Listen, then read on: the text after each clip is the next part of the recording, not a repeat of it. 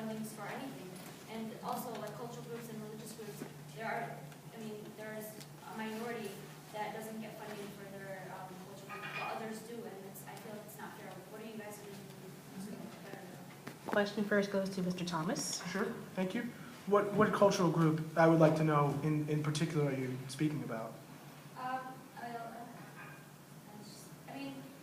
know, I don't want to sound biased. No, not at all. For example, like, I know that the Law Center gets a lot of funding for its students and for its members, but, other, like, I don't know, I'm just...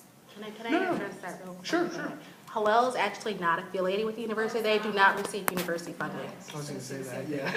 Okay, sorry. Yeah, no worries. Well, I understand what you're talking about. For the most part, on some of the religious diversity issues, for example, why don't we have some kind of room where people of all religious backgrounds can go to pray? That should be somewhere convenient, not the Montgomery Ward Lounge. It should be somewhere convenient in the student center where people can go. I've been meeting with the student centers board director, or the director of the student centers, to see if we can identify a spot to have like a prayer room where people can go to pray in a convenient location, in a quiet location, not say in Montgomery Ward Lounge. I think that's one of the more important things. I know Asma wants to focus on Islamic studies, which I think is great. Yeah. I think it's fantastic, and I think that we should certainly go through with that. But as far as with my focus is going to be on those things. Ms. Hammadi. Sure. Okay, so first you said the cultural diversity and people from minority background having trouble with funding their school. I think there's so many scholarships available at UIC, it's just promoting them. So perhaps finding ways to promote the scholarships that are already available. So using what we already have to help with their funding. And in terms of religious diversity, to be really specific with the prayer room, I was speaking to a lot of people from the Muslim Student Association, and I wanted them to explain to me like exactly what the problem was, because I always see them pray in Montgomery Ward Lounge, and they told me that that's where they want to pray. They don't want a prayer room, and that they want to find a way to that the school could accommodate them in that area.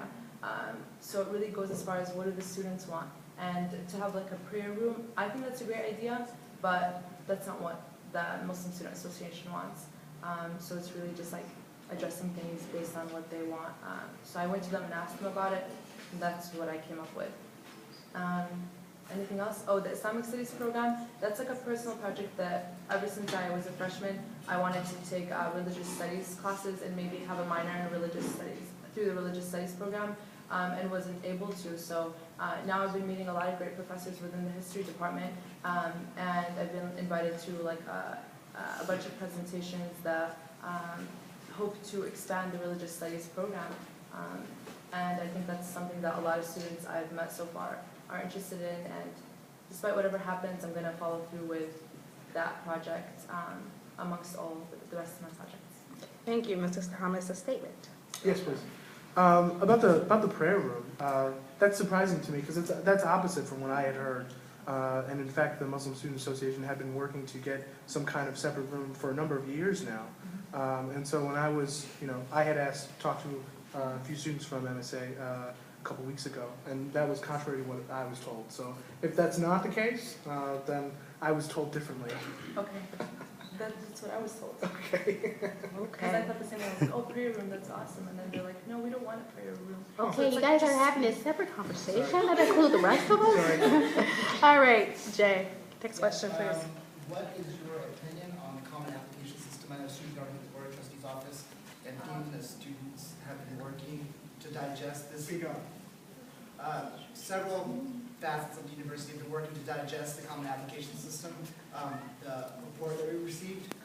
What is your opinion on the common application system and its possible implications, both positive and negative? Okay. First, Ms. Hammadi. Okay, the common application, etc. What you said. That's for making like one standard application for all students who wish to enroll in either University of Illinois, Urbana-Champaign, Springfield, or Chicago. And that's an idea that came about in the Board of Trustees. And I think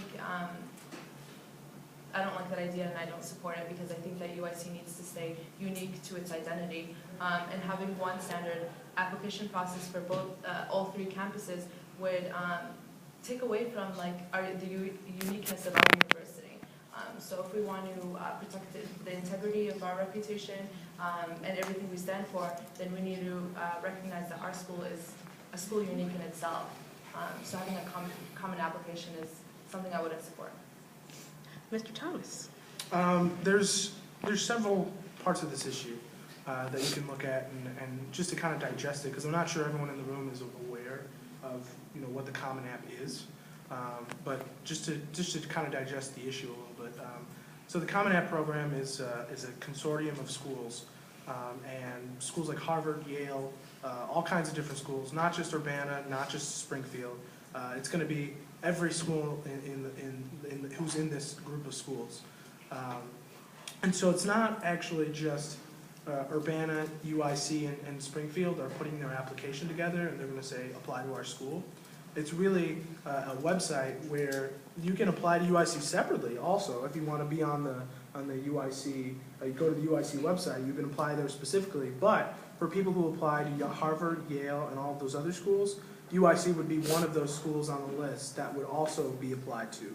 So it's not really taking away, I think, the autonomy of UIC at all. In fact, it's just putting UIC in a list of schools that are very elite schools, so that when people apply to Harvard, they also apply to Yale and Stanford and Georgetown and UIC.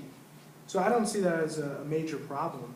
In fact, I think it will help us because, in fact, the more people we get to apply to our school, the better it looks in the rankings if you look at the rankings. So I don't think it's a bad thing. I do disagree with an app that would include just the 3 of our schools, and UIC wouldn't have its own separate app, but that's not what the Common App program is. It's fundamentally different than that.